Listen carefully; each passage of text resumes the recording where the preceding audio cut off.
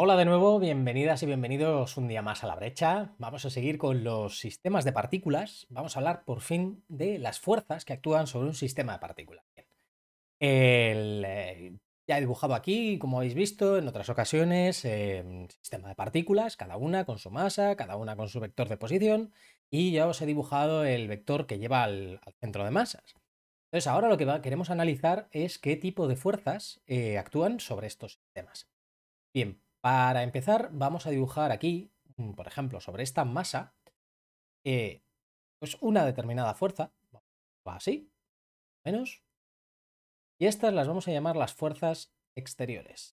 La voy a poner así, y es decir, esto es una fuerza que actúa sobre cada una de las masas, puede depender de la posición, puede hacer un montón de cosas, ¿vale? O sea, quiero decir, lo he dibujado para esta masa en concreto, por eso le pongo el subíndice I. Y pues, ¿de qué puede venir esta fuerza? Pues esta fuerza puede venir de una masa que hay aquí, que ejerce una fuerza gravitatoria, o puede ser, por ejemplo, si estamos hablando de un plasma, pues aquí puede haber algo cargado fuera del sistema, ojo, fuera del sistema, que nos está afectando las masas, ¿vale? Estas F exteriores, y, ¿vale? Vamos a llamarlas exteriores.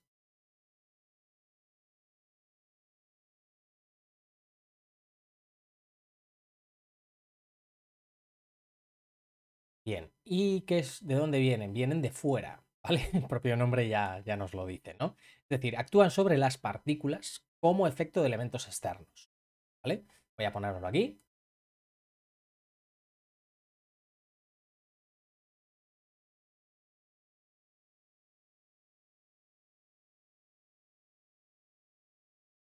¿Por qué digo esto de externos al sistema? Esto es importante. Es decir, lo que esté provocando que esta fuerza actúe sobre las partículas no está incluido en el sistema, ¿vale?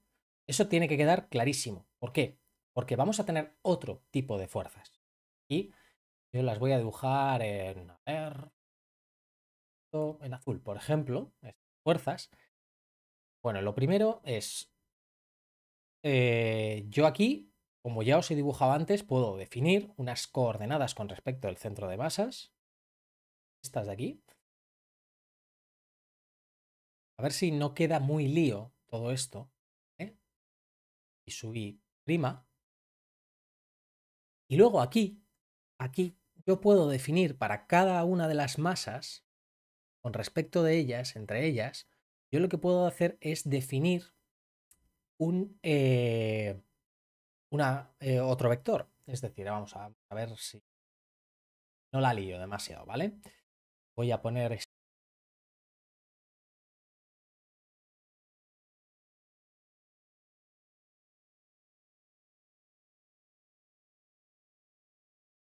Y este es x sub i menos x sub j.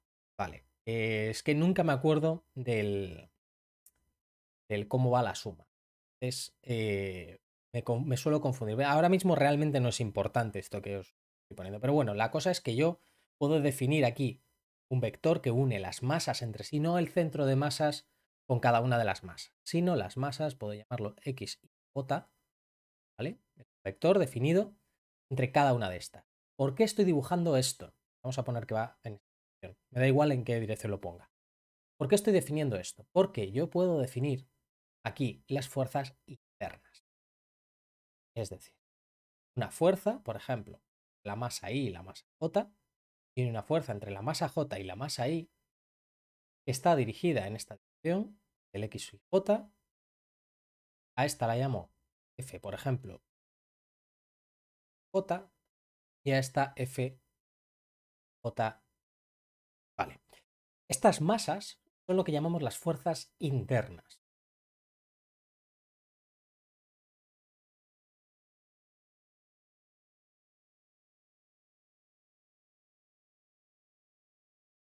Vale, estas son las que actúan sobre las partículas como efecto de la interacción entre las partículas del sistema. Por ejemplo, si tenemos partículas cargadas, yo que sé, aquí tengo electrones, tengo un plasma o lo que sea.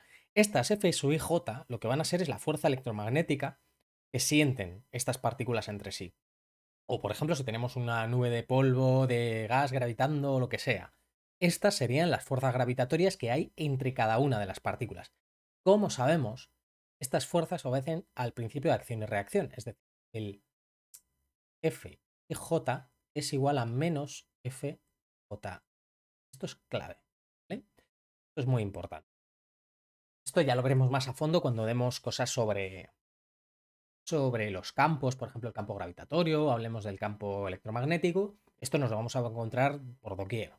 La fuerza, por ejemplo, si yo tengo aquí, lo que sé, un agujero negro, planetita gravitando alrededor del agujero negro, la fuerza de atracción que ejerce el agujero negro sobre el planeta es igual a la fuerza de atracción que ejerce el planeta sobre el agujero negro. Esta, por ejemplo, es J y esta será FJI. Tienen que ser iguales en magnitud y de dirección opuesta.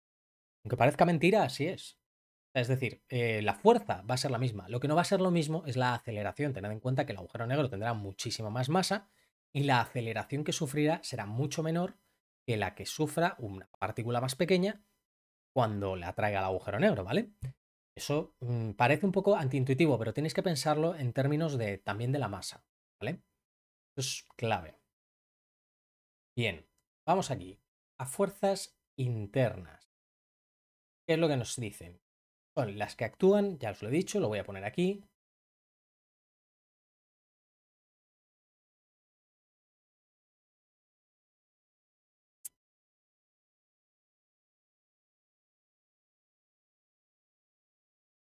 Bien, aquí la clave está en eso. Estas son externas, elementos externos al sistema que ejercen fuerzas sobre las partículas. Estas son las propias partículas de dentro del sistema que estemos considerando ejerciendo fuerzas entre sí mismas. ¿Vale? Y esto es súper importante. ¿Por qué? Por esto de aquí. Lo vais a ver muy claro en cuanto hagamos todo el cálculo sobre las fuerzas totales, ¿no? Yo quiero hallar la fuerza total que hay ejerciéndose sobre una determinada partícula. Por ejemplo, las fuerzas sobre la partícula I. Bien, pues yo voy a tener que esto es igual a estas fuerzas externas, es decir, la fuerza externa que esté actuando sobre esta partícula. ¿Vale?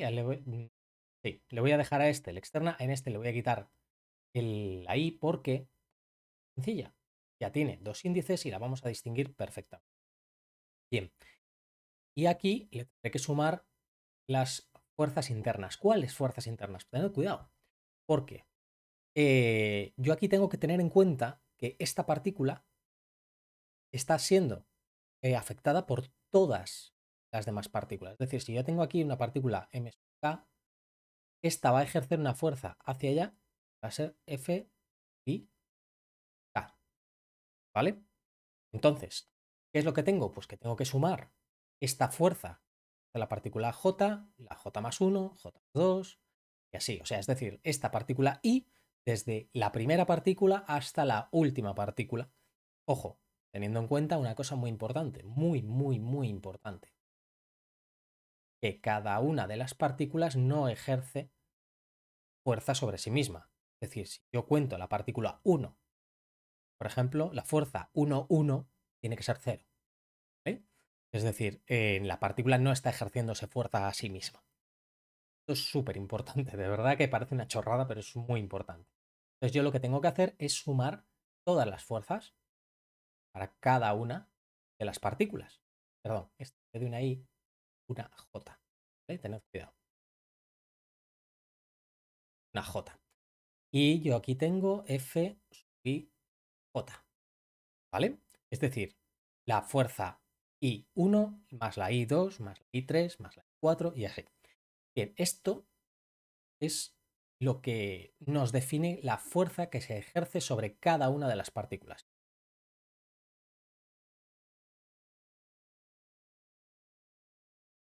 Entonces, ¿cómo hallamos la fuerza total que se ejerce sobre el sistema? Vale, pues sobre el sistema será la suma de todas estas fuerzas. Es decir, yo sumo para I partículas mis fuerzas para cada una de ellas. Es decir, la suma en I de esto de aquí.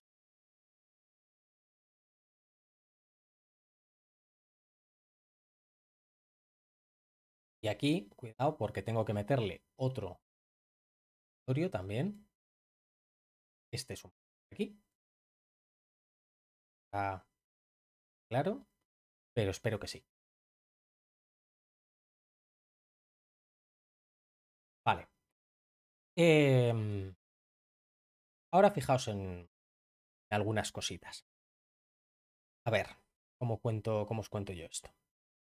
Las fuerzas yo las puedo describir de esta manera. Es decir, coger fuerza, elemento I es igual a la derivada con el tiempo de mi momento de la partícula I. Esta es la definición, esto es la segunda ley de Newton. Esto se tiene que cumplir siempre, ¿no? Entonces yo puedo coger y decir, vale, ¿cuál era mi momento? ¿Cuál era el momento que yo tenía? Y otra forma de hacerlo es desarrollar todo esto, ¿vale? Lo vamos a hacer de las dos maneras. Entonces, por un lado, voy a coger esto de aquí.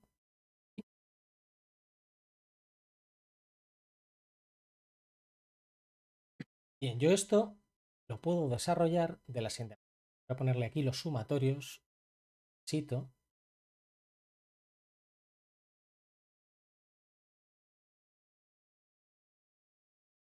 Ay, vale, ya estamos. De acuerdo. Yo esto lo puedo desarrollar como, ya os he dicho antes, las los momentos con respecto a este y con respecto al centro de masa. Ya lo habíamos hecho en el capítulo anterior. Voy a ver si me acuerdo de ponerlo aquí arriba, ahora. Y lo que teníamos era, vamos a ver, ¿de acuerdo yo? Esto era la suma de los momentos con respecto al centro de masas.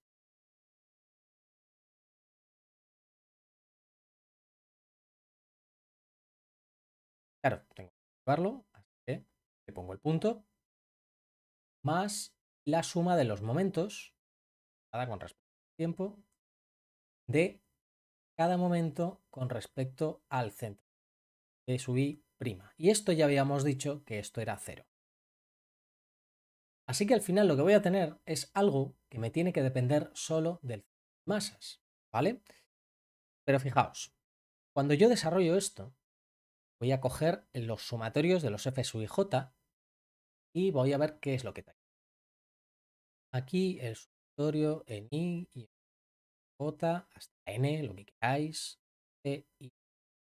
Vale, esto va a ser la f1, 2. La f1,1 me la quito porque vale 0. Más f1,3.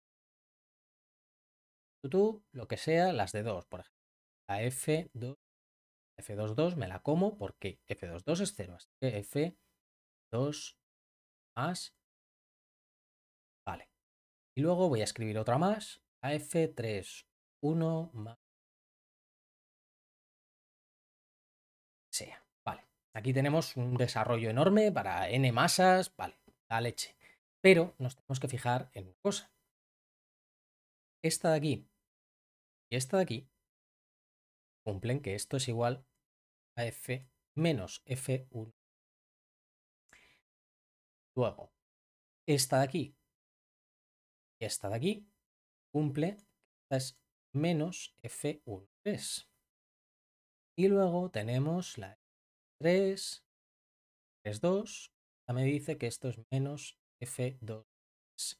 Entonces, ¿qué es lo que estamos viendo aquí? Aquí lo que estamos viendo es que esta de aquí se me va a anular con esta de aquí, esta de aquí se me va a anular de aquí y esta con esta, y así nos va a pasar con absolutamente todas las fuerzas internas. Es decir, las fuerzas internas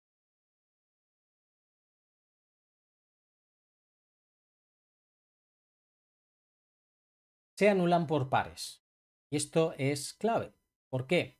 Porque si yo estoy analizando las fuerzas que actúan sobre un sistema, vamos a imaginarnos que no existiesen fuerzas externas, que me diga, el sistema, si estas fuerzas no se anulasen, significa que puede cambiar su estado de momento, que es lo que os comentaba en el vídeo anterior, sin necesidad de que actúe nada sobre él. Entonces yo puedo tener un gas que está orbitando sobre sí mismo sin ninguna actuación de nada externo y cambiar de sitio, por así decirlo, y empezar a moverse hacia un lado o hacia otro. Eso es completamente absurdo, no puede pasar. Esto es como si me dices que tú tienes una caja en algún sitio y que se empezó a mover sola, sin que nada la empujase, ¿sabes? Eso no puede pasar, porque no, es que las fuerzas internas se anulan entre sí, siempre. Entonces, esto es bastante razonable. ¿Qué es lo que vemos entonces? Dado el resultado que hemos hallado aquí y este resultado que hemos hallado aquí, esto nos está diciendo que esto anula y que esto tiene que ser igual a esta suma de aquí. Ya, por ejemplo, que esto es la suma de la derivada respecto del tiempo del momento del centro de masas. Y esto equivale a la suma de todas las fuerzas externas que están actuando sobre el sistema. Es decir, yo puedo expresar esto de esta manera. Cojo esto, bueno, pues esta es la derivada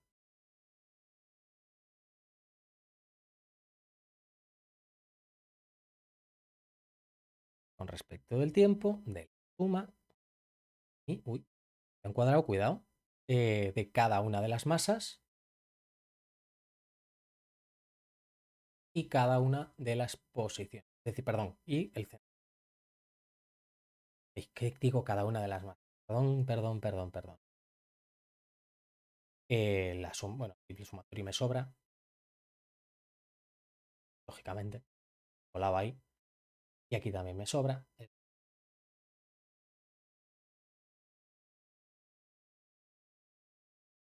Masa total por posición del centro. Esto ya, vale. Y aquí es donde tenemos la fórmula para las fuerzas que actúan sobre un sistema.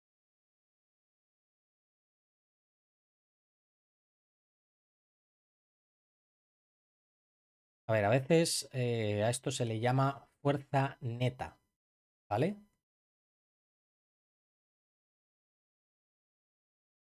La fuerza total sería la fuerza más la suma de las fuerzas internas. La fuerza neta sería quitando ya las fuerzas internas, es decir, a la suma de todas las fuerzas. Cuidado, y esto es importante.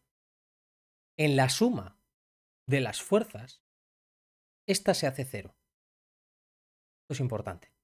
Pero cuando yo considero la fuerza que actúa sobre una masa concreta, no sobre la suma de todas las masas, estas fuerzas no se anulan.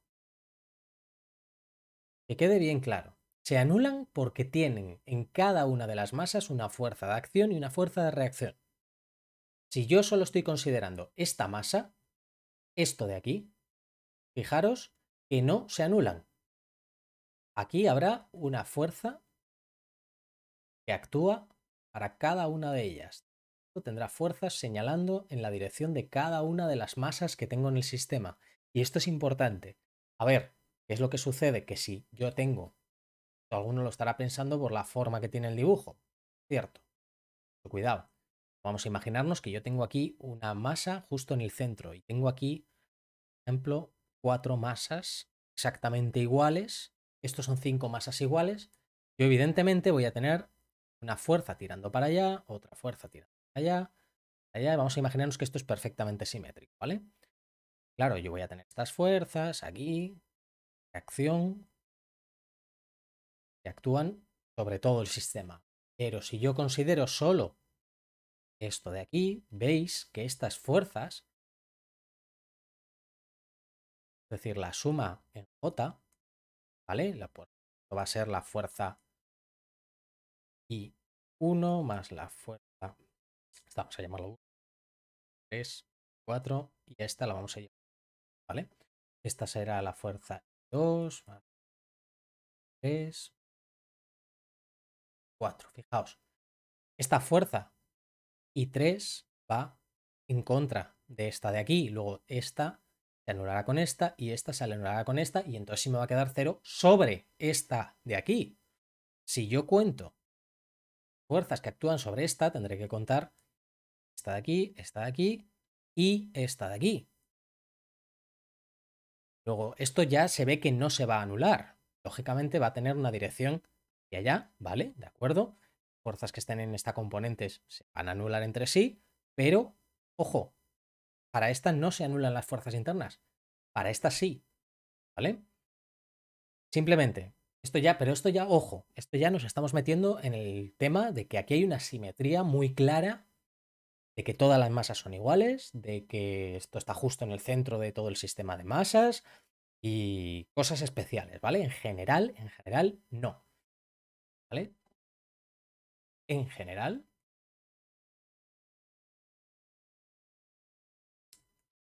sumatorio en J de las fuerzas J no se anula.